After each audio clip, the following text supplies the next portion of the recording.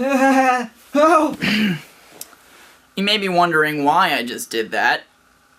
It's a metaphor, so get ready for that. Life kind of has a funny way of going really, really well for a certain amount of time and then turning right around and going pretty badly for a little while. It does that, and I think there are a number of reasons for that. The first being complacency. Sometimes when things are going well, you forget to maintain some things, and then some things go poorly, forcing you to fix that again. Other times, life is just life, and it does its life thing, and sometimes it happens in a negative way. There are two main ways that people usually respond to this. There's the reasonable way, by being able to say, well, sometimes stuff happens, and sometimes that stuff sucks, and I'm just gonna go through this now, and then move forward. And then there's the other side, which I've slipped into in the past, and that side is the, I'm expecting bad stuff to happen, even when things are going well, so I don't really enjoy anything.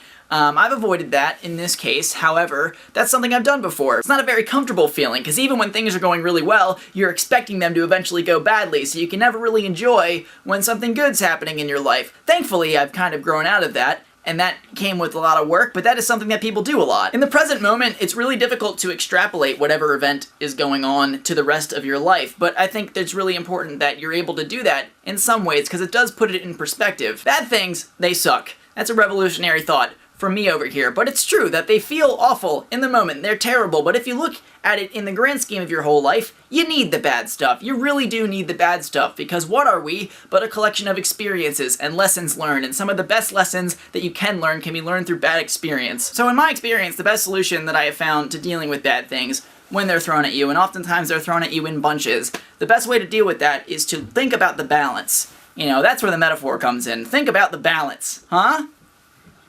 Yep, that's what happened. The collection of experiences that we have gone through, that I have gone through, that's what makes up me. That's what I am. What am I but a collection of experiences and memories? That is what forms me and my identity. And that is good stuff, that is bad stuff, that's in the in-between stuff, that is everything, but all that adds up to me. And in some ways, that is balanced in a very, I feel like, in a very good place right now. I'm in a very good, balanced place. That hasn't always been true, and that won't always be true. Sometimes I will sway out of balance, be that in the positive or the negative direction. That happens. But the thing to remember is that every experience that you go through is an experience that will be with you for the rest of your life. We haven't really invented ways to erase memory. We haven't come up with that yet. So everything that happens to you, that defines you and adds to the bigger picture of who you are as a person. And you can look at it and be depressing about it and say, oh, my whole life, the whole picture of my life so far has been depressing. Or you could say, you know what, I'm gonna work and try and make a better picture in the future, because in the end, you don't necessarily decide what experiences you have, but you can influence them with how you attack those experiences. Another way that I have found to get yourself back in balance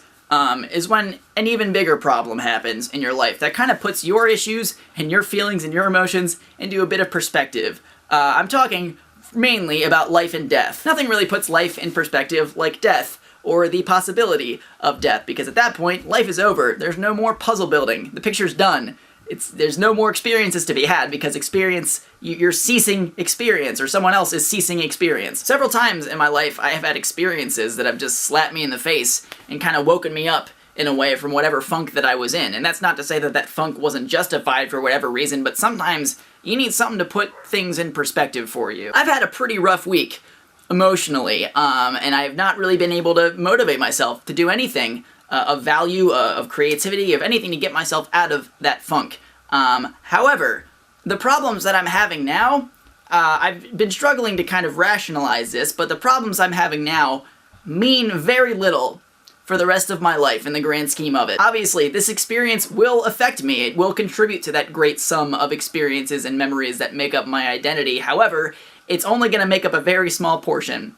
And letting myself get in a funk and in a rut and unable to motivate myself, it's almost like a waste of time. Sometimes you need a slap in the face to wake you up from something like that, because it is very easy to get comfortable in sadness and wallow in your emotions and be sad and by yourself or whatever. It's very easy to do that. However, sometimes you need a slap in the face.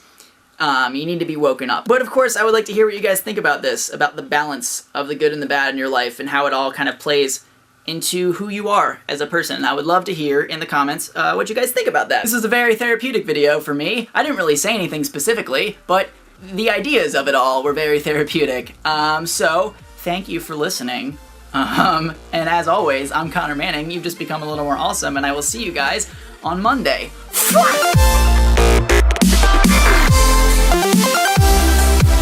Howdy, partners. I don't know if you know this, but I do make videos every Monday and Friday. If you didn't know that, now you do know that. Haven't shaved for a full week now. Lost my razor, left it at a place. Hopefully I can get another one soon, but I know you can't really tell. It's been a full week. I'm a man.